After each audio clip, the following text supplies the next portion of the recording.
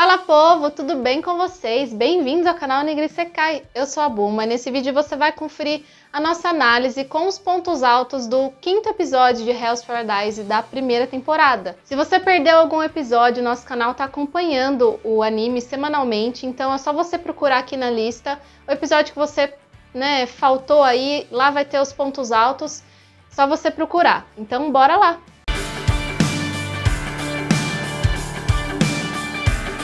Esse episódio começa com a Sagiri acordando daquele desmaio que ela teve no episódio passado e é explicado que ela foi envenenada pelas escamas que as borboletas que estavam circundando ela estavam meio que jogando. Sabe aquela história de não coloca a mão na asa da borboleta que você vai ficar cego depois? É mais ou menos isso. E ela fica lá desacordada. Quando ela acorda, ela vê que ela não tá sozinha. A galera ficou com ela, a Ninja, o Gabimaru e os outros Azaemon. E ela fica até surpresa, porque como ela é muito fraca, né? Ela tem essa consciência, ela achou que ia ficar sozinha. E aí o Gabimaru começa a dar informações, dizendo que ele foi dar um rolê pela ilha e que ele viu que os animais, as plantas que tem lá, não são diferentes do que tem no continente. E que essa ilha, então, ela não é muito diferente da realidade, digamos assim. Mas que se tem algo que é bem diferente, que é bem assim esquisito até e muito intrigante, é a questão desses monstros que aparecem. Porque os animais são parecidos, beleza, mas e esses monstros que são, digamos, montados, né? No episódio passado a gente teve aquele bichão que parecia uma cabeça de tubarão num corpo de gente com um monte de braço. É algo muito sinistro e isso realmente não dá para entender. E outra coisa que eles acharam também, né, que o Gabimaru achou, investigando esses monstros, esses resíduos, essas coisas, sei lá, ele viu que essas coisas não tinham nenhum órgão dentro, inclusive nenhum órgão reprodutor. Então, como que isso tem vida?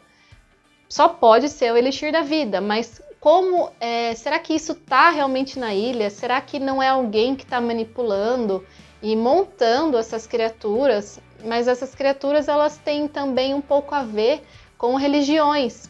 Isso foi falado um pouquinho, se eu não me engano, no 2º episódio, quando eles chegam na ilha e começam a ver aquelas estátuas, muitas relacionadas a budismo, talvez a taoísmo, essas coisas assim, religiões que não batem uma com as outras, que as ideias são totalmente diferentes. E lá nessa ilha, elas caminham juntas, como se fossem best friends.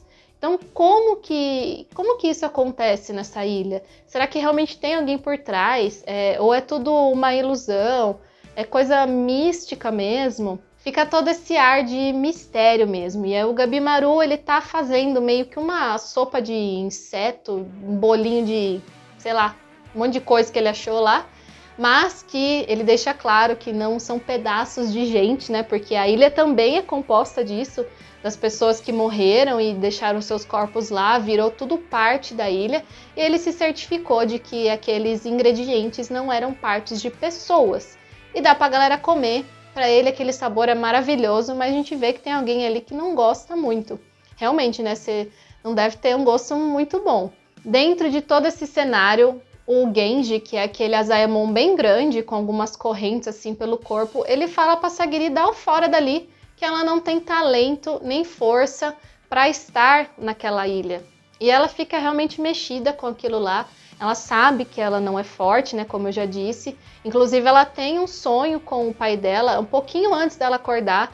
E é mostrado um pouquinho também da história dela, nesse ponto dessa tradição que tem lá, que as mulheres são feitas para procriar. Até a esposa do Gabimaru fala isso, que é esperado que as mulheres sejam, né, as procriadoras que cuidem do lar e os homens vão ser guerreiros, vão ser samurais. E a Sagiri, ela não queria isso, né? Ela foi criada para ser uma executadora, ela não queria ser uma mulher, digamos assim, dessa vila. Ela queria ser uma samurai, ser tratada como uma samurai.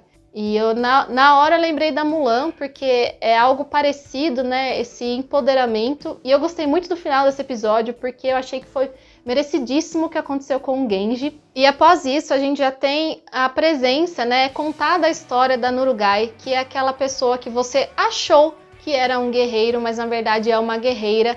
e ela é de uma tribo que essa tribo é vista pelo shogunato como algo revolucionário, eles não obedecem ao governo. Então ela é bem diferente e também é mostrada a sua história no ponto de que ela não tem culpa, ela não é uma criminosa. Até o Azayamon, que está acompanhando ela, fala para ela, olha, você não deveria estar aqui, porque você não é criminosa de jeito nenhum. Ela foi manipulada, ela foi usada, ela foi uma pessoa inocente que caiu ali, ela deu abrigo para algumas pessoas, né, na sua inocência, e essas pessoas dizimaram a sua vila. Então, assim, ela tem e não tem culpa. Em relação aos outros criminosos que estão lá na ilha, ela é inocente. Não dá nem para comparar. E o Azayamon, que tá junto com ela, tenta levar ela para fora, eles tentam fugir de barco, mas eles não conseguem. Eles são obrigados a voltar para a ilha, e é nessa volta que ela, né, se mostra uma mulher, que ela conta que ela é mulher mesmo. Ela conta de certa forma, meio que ela já se mostra, né? Então, você que assistiu aí, escreve nos comentários o que você achou dessa parte. Foi um alívio cômico, eu achei, porque o Azayamon, ele tem toda aquela vergonha, algo que talvez outros Azayamons não tivessem pudor nenhum. Então foi bem diferente, foi bem legal essa cena. Na parte final do episódio, então, a gente tem o Gabimaru conversando com a Sagiri, mas dando a entender para ela que o motivo deles terem ficado, inclusive um motivo importante, algo que ele tinha para fazer, que ele fala no comecinho do episódio, é realmente cuidar da Sagiri. Ele fala que ela é uma pessoa extremamente forte, que ela é diferente e que ela não deve abaixar a cabeça para qualquer um, né? E isso estava nas entrelinhas. E aí passa a noite e no dia seguinte a Sagiri toma a decisão, vai conversar com o Genji e fala, meu querido, meu lugar é onde eu quero, meu lugar é aqui, eu vou ser uma samurai, você aceitando ou não. Na verdade, esse aceitando ou não foi meio que ela estava implorando para ele aceitar ela como uma samurai, porque ela fica de joelhos, ela baixa a cabeça, ela se curva, fala, por favor, me aceite como uma samurai. Eu achei que isso foi um pouco até demais. Ela não precisaria se humilhar tanto assim. Talvez ela tenha feito isso como uma forma de tratar o outro Azayamon com respeito, por ele ter um ranking mais elevado do que o dela, ou se foi uma medida de desespero mesmo. E talvez não precisasse chegar a tanto. Mas isso também é uma coisa cultural, né, do Japão. Quando você se curva a alguém, você se mostra submisso. Nessa parte, assim, que eu tô falando de você estar pedindo por alguma coisa. Não que isso signifique submissão de modo geral. Mas foi uma medida que ela tomou ali que eu achei um pouco demais. E aí, o Genji, ele não aceita. E manda ela pra casa mesmo assim. Eis então que ela consegue, num golpe muito rápido, retirar uma das espadas que ele tá portando ali na sua cintura e dá na cara dele. Fala, olha, você não falou que a gente acha arma em qualquer lugar no campo de batalha? A minha tá aqui, né? Eu peguei minha espada de volta. Será que eu sou tão noob assim, né? Tão fraca assim? Eu sou alguém. E eu vou ser uma samurai e vou chegar no ranking que eu quero. E aí tem pra mim uma das melhores cenas desse episódio. Eu estou ansiosíssima esperando pelo próximo. Eu quero ver o desenrolar dessa história, porque o Genji, ele toma um golpe daquele cara que simplesmente com a sua mão, sem escrúpulo algum, sem dificuldade, ele esmaga a cabeça daquele Azayamon que está acompanhando ele, e essa pessoa que aparece, esse criminoso que aparece lá na seleção da ilha, no comecinho, ele tá deitadão no chão, não se importando com nada, com aquele pano na cara, só um olhinho de fora, e ele vai lá e dá um golpe no Genji, um golpe de lado. Aparentemente ele machucou bastante, se ali ele já não morreu, né? E só com a sua mão, coisas de Gabimaru, né? Porque o cara não tava portando faca alguma, e ele dá uma boa de uma ferida no Genji. Então, e a Sagiri fica assim, pasma, né? Porque ninguém estava esperando que esse cara ia aparecer, apesar do seu tamanho imenso.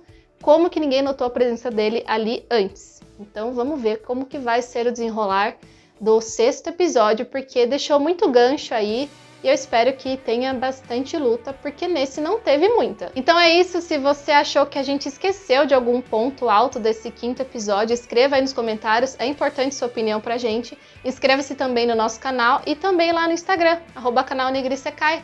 A gente se vê no próximo vídeo. Tchau!